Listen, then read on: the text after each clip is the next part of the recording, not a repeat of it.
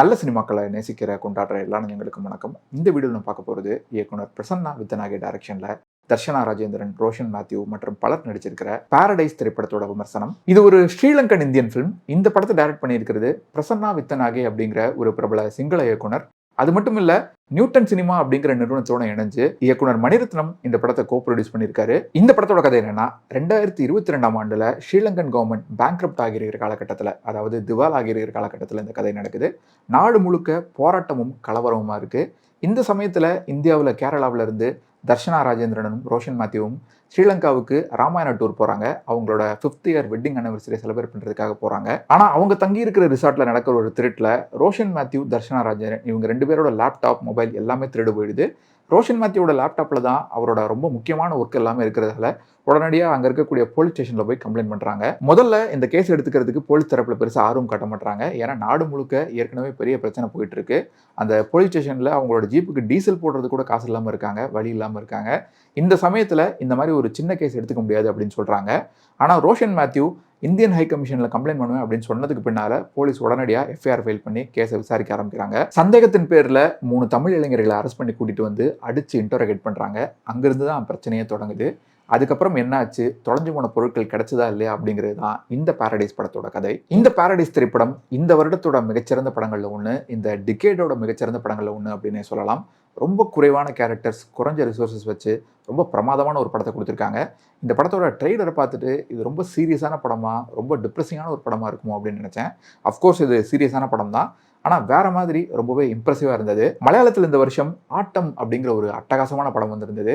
மனுஷங்க தங்களுக்கு ஒரு ஆதாயம் கிடைக்கும் அப்படின்னா ஒரே சுச்சுவேஷனில் எப்படி மொத்தமாக வேற மாதிரி பிஹேவ் பண்ணுவாங்க அப்படின்னு காட்டக்கூடிய ஒரு கேரக்டர் ஸ்டடி மாதிரி இருந்தது அந்த படம். அதே மாதிரி இந்த படமும் எனக்கு ஒரு கேரக்டர் ஸ்டடி மாதிரி தான் தெரிஞ்சது. ஒரு ப்ரெஷரைஸ்டு சுச்சுவேஷனில் மனுஷங்க எப்படிலாம் நடந்துப்பாங்க, எந்த அளவுக்கு சுயநலமாக மாறுவாங்க, மற்றவங்கள நசுக்கினாலும் பரவாயில்ல, நாம் சர்வைவ் ஆனால் போதும் அப்படின்னு எப்படிலாம் நினைப்பாங்க அப்படின்னு ரொம்ப நுட்பமாக காட்டக்கூடிய ஒரு படமாக இருந்தது.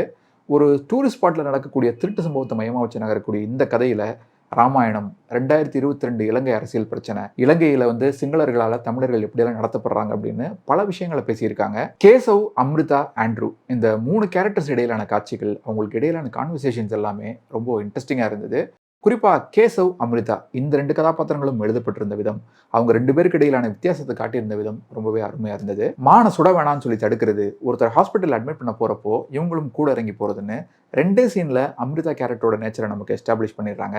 அதே போல் கேசவ் கேரக்டர் போலீஸ் ஸ்டேஷனில் பேசுகிற விதம், காரில் உட்காந்துக்கிட்டே போலீஸ்கிட்ட பேசுறது, அதுக்கப்புறமா நம்ம இந்த ஊருக்கு வந்திருக்கிறதே இவங்களுக்கு பண்ணுற ஃபேவர் தான் அப்படின்னு சொல்கிறதுன்னு அவர் சம்மந்தப்பட்ட காட்சிகளையும் சொல்லலாம். எப்படி அம்மா உன்னால் இப்பவும் சந்தோஷமாக இருக்க முடியுது அப்படின்னு கேசவ் கேட்கும்போது, இப்போ நான் சந்தோஷமாக இருக்கக்கூடாதா கேசவ் அப்படின்னு அம்ரிதா கேட்குறது, இதுதான் ராவணன் தன்னோட தூக்கத்திலிருந்து எழுந்து ஸ்ரீலங்காவை காப்பாற்றுறதுக்கான சரியான நேரமாக இருக்கும்னு நினைக்கிறேன் அப்படின்னு அம்ரிதா சொல்கிறது, மனுஷ உயிருக்கு வேல்யூவே இல்லையா அப்படின்னு போலீஸ் கிட்ட கேட்குற சீன், ஜெயின் வெர்ஷன் ராமாயணத்தில் சீதா தான் நேருக்கு நேர் ராவணன் கூட நின்று சண்டை போட்டா அப்படின்னு சொல்கிறதுன்னு நிறைய காட்சிகளும் வசனங்களும் ரசிக்க முடியிருந்தது. அதே போல கடைசியில ராமாயணத்தை வச்சு மெட்டஃபர் மாதிரி வரக்கூடிய ஒரு விஷயம், தர்ஷனா திரும்பவும் அந்த மான பார்க்குற சீன், இதெல்லாம் ரொம்பவே அருமையா இருந்தது.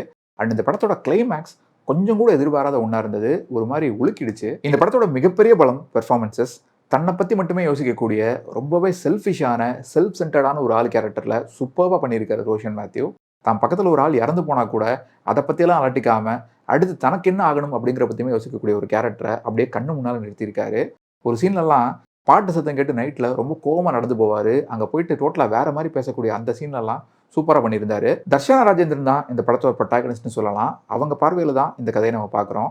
அந்த மான திரும்ப பார்த்ததும் அவங்க அடையக்கூடிய சந்தோஷம், ஷோரா தெரியுமா இந்த 3 பேர் தானா அப்படின்னு தன்னோட ஹஸ்பண்ட்டை கேட்குறது, சீதாவை கற்பை நிரூபிக்கிறதுக்காக தீக்குளிக்க சொன்னதை பற்றி சொல்லும்போது அவங்க சிரிக்கிறது, கிளைமேக்ஸ் சீன்னு பல காட்சிகளில் ரொம்ப பிரமாதமாக நடிச்சிருக்காங்க. இந்த படம் பார்த்துட்டு இருக்கும்போது தியேட்டரில் உட்காந்துருக்கிற 1.5 மணி நேரமும் ஒரு படத்தை பார்த்துட்டு இருக்கோம் அப்படிங்கிற ஒரு உணர்வே ஏற்படாததுக்கு மிக முக்கியமான 2 காரணங்கள்.